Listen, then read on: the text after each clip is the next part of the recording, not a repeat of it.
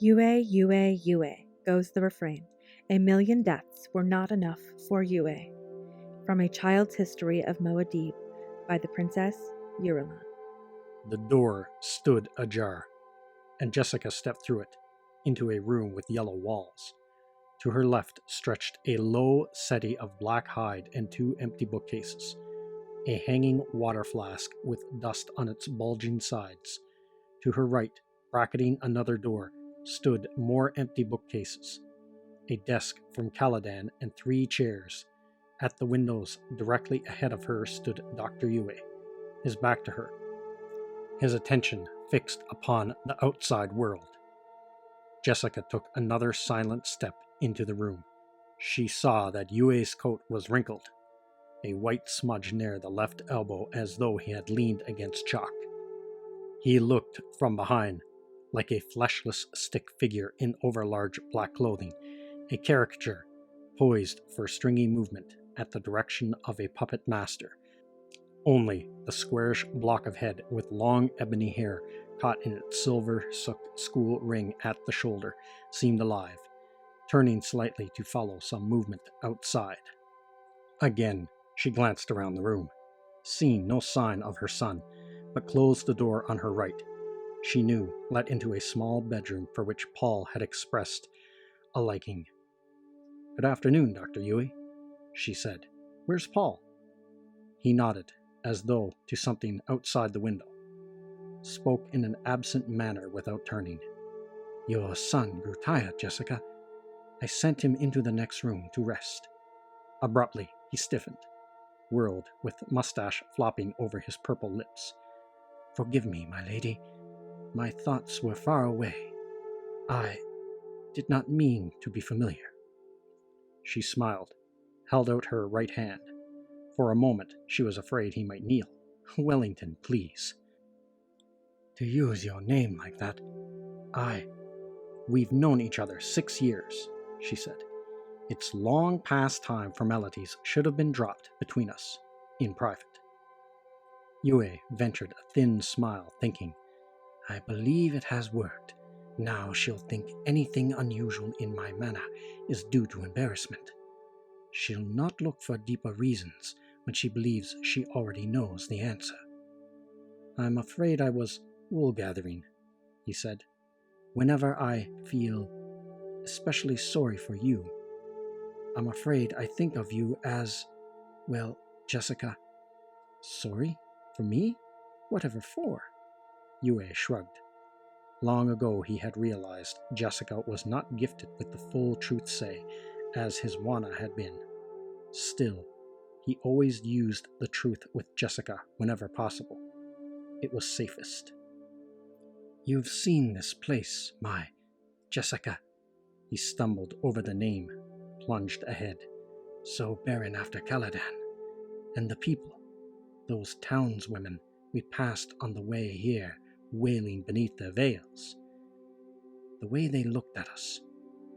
She folded her arms across her breast, hugging herself, feeling the crysknife there, a blade ground from a sandworm's tooth, if the reports were right. "It's just that we're strange to them, different people, different customs. They've known only the Harkonnens." She looked past him out the windows. "What were you staring at out there?" He turned back to the window. "The people." Jessica crossed to his side, looked to the left toward the front of the house, where Yueh's attention was focused. A line of 20 palm trees grew there.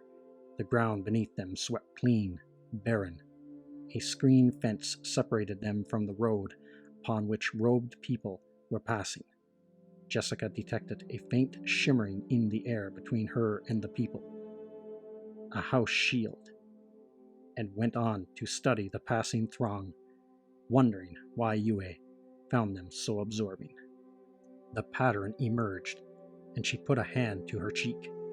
The way the passing people looked at the palm trees, she saw envy, some hate, even a sense of hope.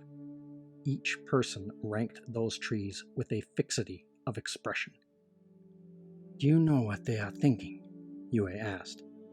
"You profess to read minds?" she asked. Those minds, he said. They look at those trees and they think, there are 100 of us. That's what they think. She turned a puzzled frown on him. Why? Those are date palms, he said. One date palm requires 40 liters of water a day. A man requires but 8 liters. A palm then equals 5 men. There are 20 palms out there, 100 men.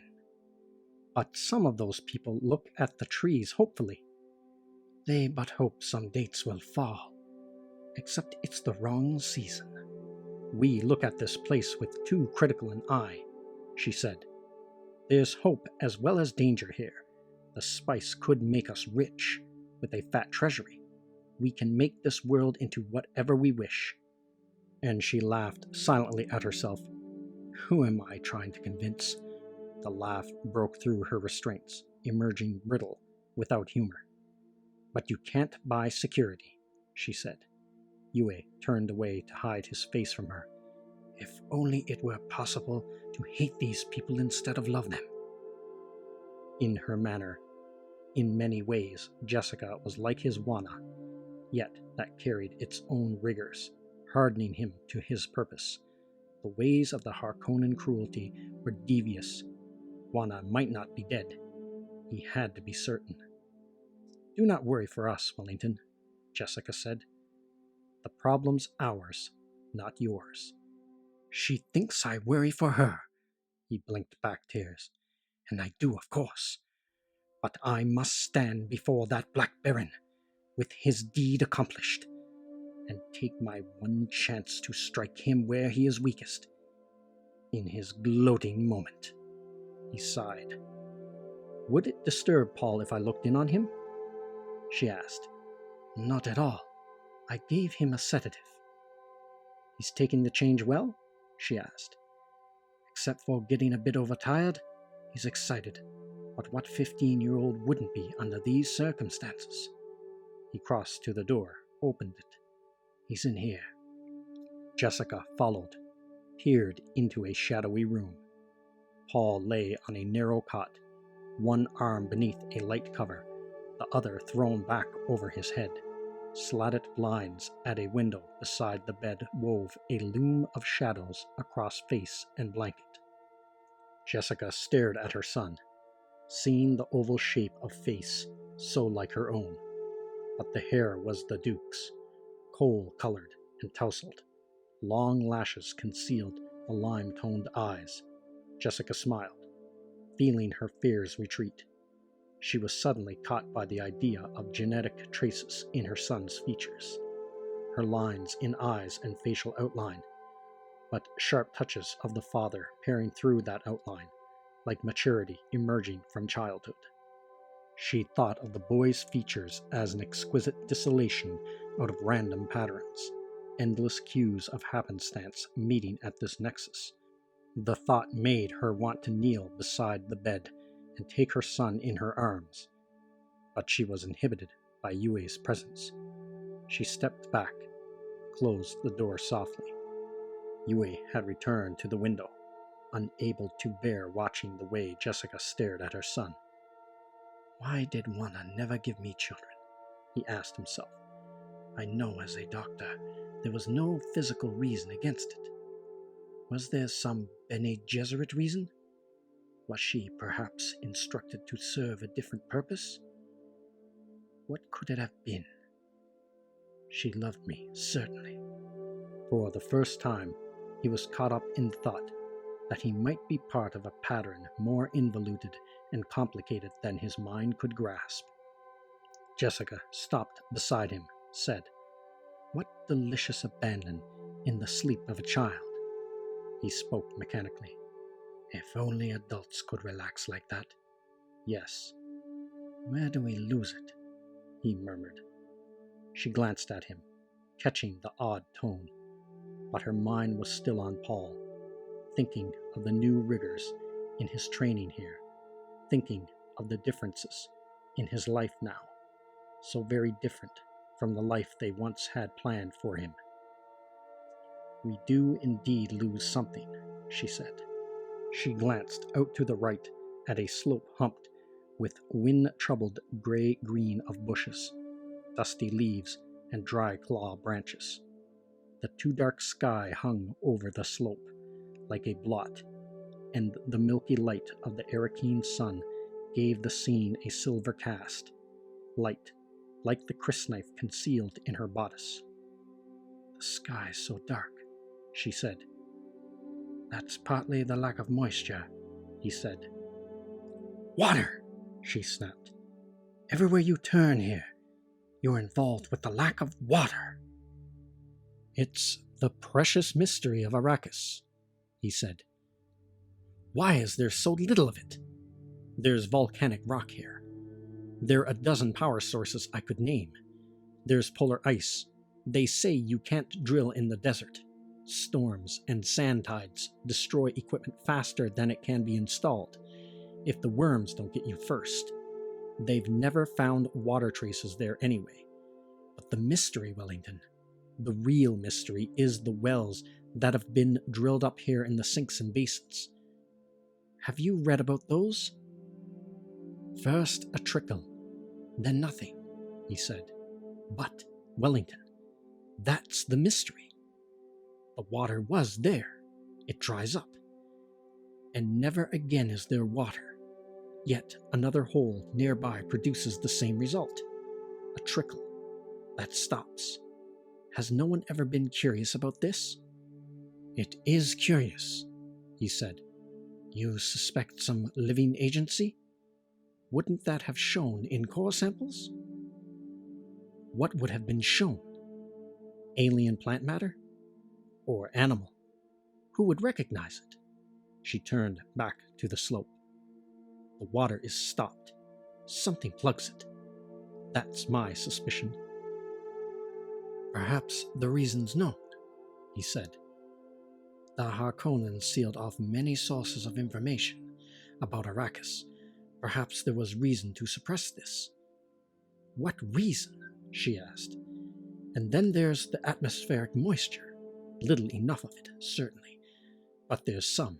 It's the major source of water here, caught in wind traps and precipitators. Where does that come from?" "The polar ice caps? Cold air takes up little moisture, Wellington. There are things here behind the Harkonnen veil that bear close investigation, and not all of those things are directly involved with the spice." "We are indeed behind the Harkonnen veil," he said. "Perhaps we'll—" He broke off, noting the sudden intense way she was looking at him. "Is something wrong?" "The way you say Harkonnen," she said. "Even my Duke's voice doesn't carry that weight of venom when he uses the hated name. I didn't know you had personal reasons to hate them, Wellington." "Great Mother," he thought. "I've aroused her suspicions. Now I must use every trick my Wana taught me. There's only one solution. Tell the truth as far as I can." He said, "You didn't know my wife, my Wana." He shrugged, unable to speak past a sudden constriction in his throat. Then, "They—" The words would not come out. He felt panic, closed his eyes tightly, experiencing the agony in his chest and little else, until a hand touched his arm gently. "Forgive me," Jessica said. "I did not mean to open an old wound." And she thought, those animals. His wife was Bene Gesserit. The signs are all over him, and it's obvious the Harkonnens killed her. Here's another poor victim bound to the Atreides by a cherem of hate. "I am sorry," he said. "I'm unable to talk about it." He opened his eyes, giving himself up to the internal awareness of grief. That, at least, was truth. Jessica studied him, seeing the up-angled cheeks, the dark sequins of almond eyes, the butter complexion, and stringy mustache hanging like a curved frame around purpled lips, and narrow chin.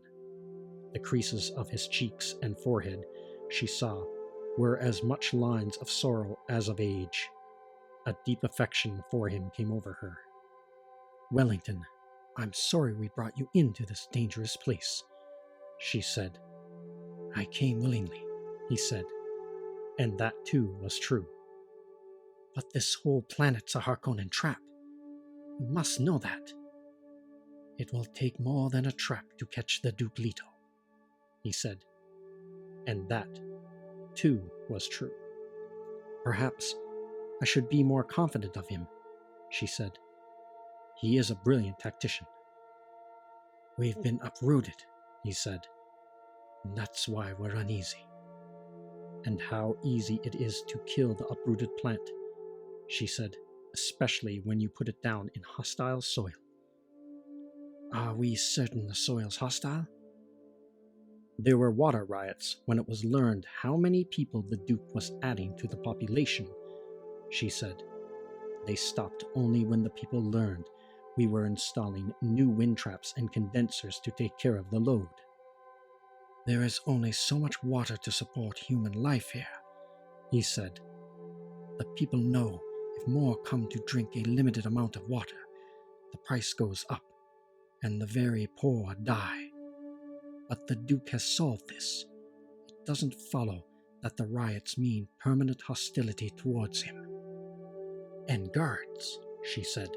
"Guards everywhere. And shields. You see the blurring of them everywhere you look. We did not live this way on Caladan." "Give this planet a chance," he said. But Jessica continued to stare hard-eyed out the window. "I can smell death in this place," she said. "Hawat sent advance agents in here by the battalion. Those guards outside are his men. The cargo handlers are his men. There have been unexplained withdrawals of large sums from the treasury. The amounts mean only one thing: bribes in high places." She shook her head. "Where Thufir Hawat goes, death and deceit follow." "You malign him." "Malign? I praise him. Death and deceit are our only hopes now. I just do not fool myself about Thufir's methods." "You should keep busy," he said. "Give yourself no time for such morbid." "Busy? What is it that takes most of my time, Wellington? I am the Duke's secretary. So busy that each day I learn new things to fear, things even he doesn't suspect I know." She compressed her lips, spoke thinly. "Sometimes I wonder how much my Bene Gesserit business training figured in his choice of me." "What do you mean?" He found himself caught by the cynical tone, the bitterness that he had never seen her expose. "Don't you think, Wellington," she asked, "that a secretary bound to one by love is so much safer?" "That is not a worthy thought, Jessica."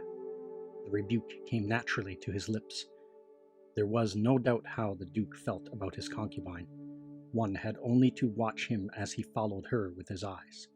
She sighed. "You're right. It's not worthy." Again, she hugged herself, pressing the sheathed crysknife against her flesh, and thinking of the unfinished business it represented. "There'll be much bloodshed soon," she said. "The Harkonnens won't rest until they're dead or my Duke destroyed. The Baron cannot forget that Leto is a cousin of the royal blood, no matter what the distance, while the Harkonnen titles came out of the Chome pocketbook. But the poison in him, deep in his mind, is the knowledge that Atreides had a Harkonnen banished for cowardice after the Battle of Corran." "The old feud," Yueh muttered, and for a moment he felt an acid touch of hate. The old feud had trapped him in its web, killed his Wana, or worse, left her for Harkonnen tortures, until her husband did their bidding. The old feud had trapped him, and these people were part of that poisonous thing. The irony was that such deadlines should come to flower here on Arrakis, the one source in the universe of melange. the prolonger of life, the giver of health. What are you thinking? She asked. I am thinking that the spice brings 620,000 solaris, the decagram on the open market right now. That is wealth to buy many things. Does greed touch even you, Wellington? Not greed. What then? He shrugged. Futility. He glanced at her. Can you remember your first taste of spice? It tasted like cinnamon. But never twice the same, he said. It's like life. It presents a different face each time you take it. Some hold that the spice produces a learned flavor reaction. The body learning a thing is good for it, interprets the flavor as pleasurable, slightly euphoric, and, like life, never to be truly synthesized. I think it would have been wiser for us to go renegade, to take ourselves beyond the Imperial reach, she said. He saw that she hadn't been listening to him, focused on her words, wondering, yes, why didn't she make him do this? She could make him do virtually anything. He spoke quickly, because here was truth and a change of subject. Would you think it bold of me, Jessica, if I asked you a personal question? She pressed against the window ledge in an unexplainable pang of disquiet. Of course not. You're my friend. Why haven't you made the Duke marry you? She whirled, head up, glaring. Made him marry me? But I should not have asked, he said. No, she shrugged. There's good political reason.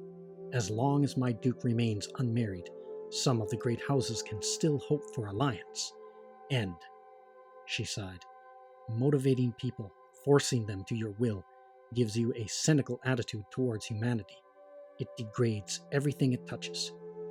If I made him do this, then it would not be his doing. It's a thing my Wana might have said, he murmured. And this, too, was truth.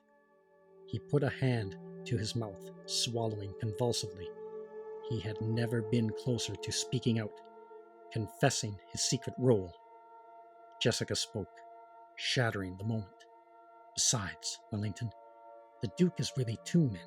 One of them I love very much. He's charming, witty, considerate, tender, everything a woman could desire. But the other man is cold, callous, demanding, selfish, as harsh and cruel as a winter wind. That's the man shaped by the father, her face contorted. If only that old man had died when my Duke was born. In the silence that came between them, a breeze from a ventilator could be heard fingering the blinds. Presently, she took a deep breath, said, Vito's right. These rooms are nicer than the ones in the other sections of the house. She turned, sweeping the room with her gaze. If you'll excuse me, Wellington, I want another look through this wing before I assign quarters. He nodded. Of course. And he thought, if only there was some way not to do this thing that I must do. Jessica dropped her arms, crossed to the hall door, and stood there a moment, hesitating, then let herself out. All the time we talked, he was hiding something, holding something back, she thought. To save my feelings, no doubt. He's a good man. Again, she hesitated, almost turned back to confront Yueh and drag the hidden thing from him. But that would only shame him, frighten him to learn he's so easily read. I should place more trust in my friends.